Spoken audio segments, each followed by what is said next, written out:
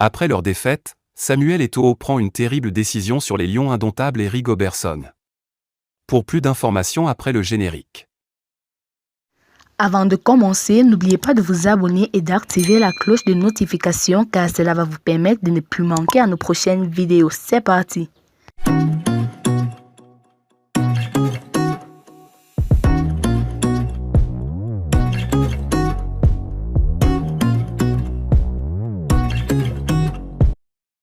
Lions indomptables, le mardi des Lions en images. D'après nos confrères de Canal 2 International, le président de la FECAFO Samuel Eto'o a convoqué tous les sélectionneurs nationaux à une réunion qui devrait se tenir ce jeudi au Hilton Hotel de Yaoundé. L'heure est grave. Le président de la Fédération camerounaise de football, FECAFO, Samuel Eto'o est remonté. Très remonté même. Et il se trouve que la cause de son mécontentement réside dans les mauvaises performances des sélections nationales de football.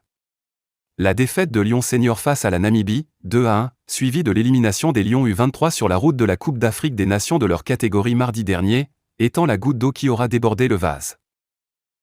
Ainsi donc, nos confrères de Canal 2 International informent que le patron du football camerounais a convoqué une réunion de crise. Tous les sélectionneurs nationaux de toutes les catégories confondues y sont conviés.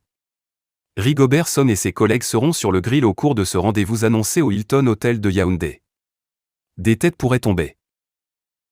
Samuel Eto'o, je ne suis pas content du tout. Après avoir battu le Brésil lors de la Coupe du Monde 2022, les Lions indomptables sont tombés très bas en perdant contre la Namibie ce mardi à Soweto.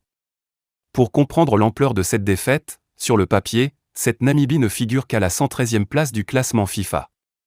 Et la qualité du jeu de cette sélection nationale a forcé le respect.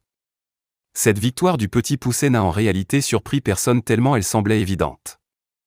Samuel Eto'o n'est certainement pas content. Après la victoire étriquée des Lions indomptables contre le Burundi avant le Mondial 2022, Samuel Eto'o était monté au créneau pour fustiger les joueurs. Avec cette défaite à Soweto, le président de la FECAFO est aux abonnés absents. Pire, il se fait bien plus petit, lui qui aime à se pavaner et à apprécier les mondanités.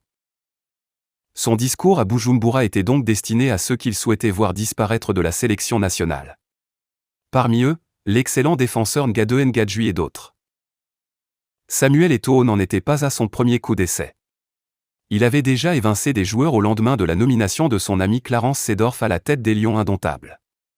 Il s'est personnellement s'assuré du non-retour de plusieurs cadors dont le capitaine Benjamin Mukandjo, de Sébastien Siani qui avait fait la passe en profondeur pour Aboubacar Vance en finale de la CAN 2017, et de quelques autres.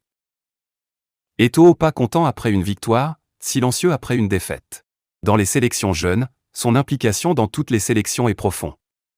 Thomas Libi, champion U17 de la CAN 2019, a été rapidement poussé à la porte au profit des jeunes suiveurs.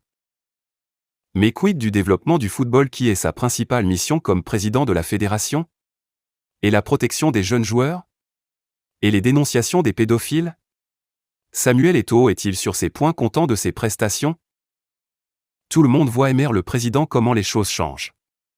En effet, personne n'a sa place assurée et ces places sont très chères. Littéralement. Tellement chères que le talent ne peut pas l'acheter.